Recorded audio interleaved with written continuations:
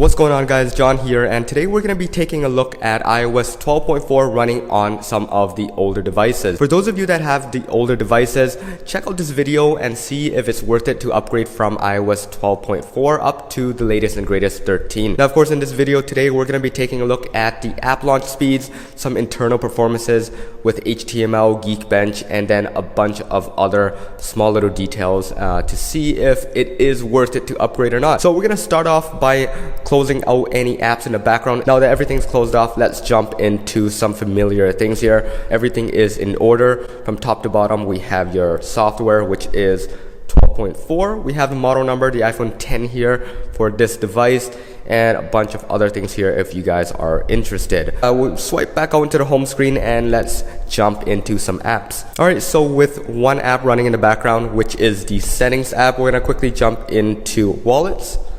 And then we're going to jump into the iTunes store. We'll jump into books. Jump into notes. We'll jump into the App Store. And I'm not going to narrate every single one. We'll quickly jump into all of them and then we'll pop back out and see which one is already loaded in the background. Alright, and after a few seconds here, we ran through a couple of the native apps in the background. So we'll quickly just jump into it and all the way to the back. And this should be a good test.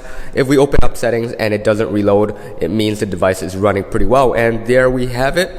The RAM is doing fantastic. This isn't going to be the most detailed look at everything. We're just going to check out the most basic ones and show you guys if it's worth it to upgrade from iOS 12.4 or not. So far, it seems like 12.4 is doing fantastic with the RAM. Now we're going to quickly jump into a Geekbench test as we usually do and see what kind of scores we get after running it. We're going to hit on the run benchmark and then we'll come back after a few minutes here. Alright, so after a few minutes has passed, we do have our results here. We have a fantastic score of 4200 for the single core score, and then we have an astounding 10,000 for the multi-core score. Now in comparison here, this is the A11 Bionic, if you guys can remember back then. And then we have the A10 Fusion here for the iPhone 7. You guys can check out the huge differences between the two devices. Now, if you guys told me that an iPhone 11 was here, we would be seeing scores just a little bit more in terms of the multi-core score and the single core score. So you guys wouldn't really be seeing that much of a difference anyways as you do with the iPhone 7 and the iPhone 10 here. So quickly jumping on to iOS 13 here, you guys will see that we do have a really important toggle, which is the dark mode right here. And I do use it quite often. If you tap onto this, you can see it says on or off right at the top. We don't have that with the iPhone 10 over here because it's running iOS 12.4. But you guys, it's not the end of the world. We do have the smart invert mode, if you guys don't know what that means, and it essentially does the exact same thing. We'll swipe up from the bottom to activate dark mode and everything becomes dark essentially. Now we're going to jump over to iOS 12.4, also dark, and we're going to triple tap onto the side button and things will also be dark. Things do look a little wonky in terms of the icon, but if you guys want to upgrade just for the dark mode, definitely not worth it. It looks pretty much identical in terms of that. So just quickly tap onto the generals, go into accessibility, go all the way down to the bottom and then select accessibility shortcut, and there we have smart invert. Don't get confused for the classic invert colors, guys. That doesn't really help. It flips it completely and it makes things look a lot odder. And you guys can activate it even more simple than the control center. Just triple tap your side button or triple tap your home button if you guys have some of the older devices, and you guys should get pretty much the same effect here. Now another neat feature that Tim Cook and the team has presented up on stage was the new Siri accent. It is supposedly a lot better and a lot more natural. I think overall it has improved quite a bit, and you guys won't be not getting it on iOS 12.4. I feel like Siri gets updated across all devices, even if you're on the older ones. So we'll quickly jump into settings here and we're going to check out the new Siri. Once you guys are in the Siri voice section, you guys can choose the female or the male, and when you ask it a question, it pretty much answers the same exact way as iOS 13. So we're going to quickly demo that right here. What time is it? It's 3:53 p.m. So I hope you guys heard that in the background. It might be a little bit muffled up because I do have the air conditioner running, and if you guys don't already know, I still am in Asia and just checking things out at the moment before I head back. But we're gonna quickly try it on the iPhone 7 here running iOS 13, and the voice should be pretty much identical. What time is it? It's 3:54 p.m. So yeah, even though I don't have the full volume set to max, you guys will hear in the background that it sounds pretty much identical. Nothing has really changed.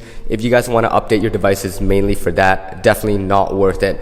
Just keep running iOS 12.4 and that should be working fine. In terms of other aspects of devices that are newer, we do have a speed increase with Face ID, or that's what Apple has been saying. They also said the iPhone 11 and above, or the iPhone 11 and 11 Pro should have a faster Face ID, but nobody has really proven that. I do think upgrading to iOS 13, or I know so, it is a lot quicker with the animations. Quickly turn it off and we'll turn it back on, and it loads, it opens up just as quick, guys. Just for kicks, you know, we're gonna hold on to Cooper here and let you guys see. He was just riding with me a couple days ago, but pretty fast here in terms of Face ID as well. And guys, yeah, I do think that iOS 13 is a nice update if you guys want to update your devices.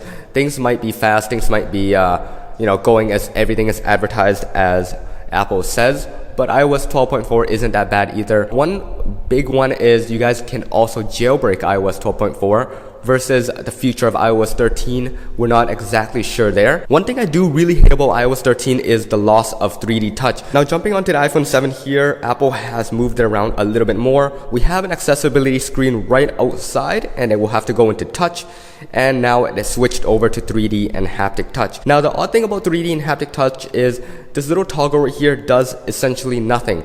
Turn it on, turn it off, it behaves the exact same way. This little preview down here, you have to hold on to it and now tap it again to access the peek and pop feature of it, whereas the iPhone 10 here with iOS 12, you can essentially press and close. If you pull it down and you tap onto an icon, you guys can pressurize how much you want to click, whereas with the iPhone 7, you just kind of essentially like tap on it and it does what it wants. One big kicker that you don't have with the iPhone 10 here is the ability to hold onto some of these additional icons and select your Wi-Fi networks and Bluetooth network.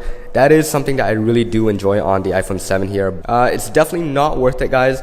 You guys will be losing out on one big one that I use quite often, which is the ability to just hold onto a keyboard area or a letter and I just move it around like this. Not a big deal, but for me it's pretty substantial. But essentially this is it, guys. This is the look and review of why iOS 12 may be better for you than iOS 13. I would definitely be sticking around with iOS 12 for my daily driver, and then for iOS 13 I will be doing some tests and whatnot for you guys. I'm not a fan of iOS 13 right now, but who knows, in the future I might change over. Yeah, guys, if there is anything else I'm missing with iOS 12 versus iOS 13 and why you guys might want to stick back at it, let me know in the comments below. And if you guys haven't already done so, please hit that subscribe button right up top. I will be making a lot more videos. If you guys enjoy them, please let me know, and this should be it. Peace out.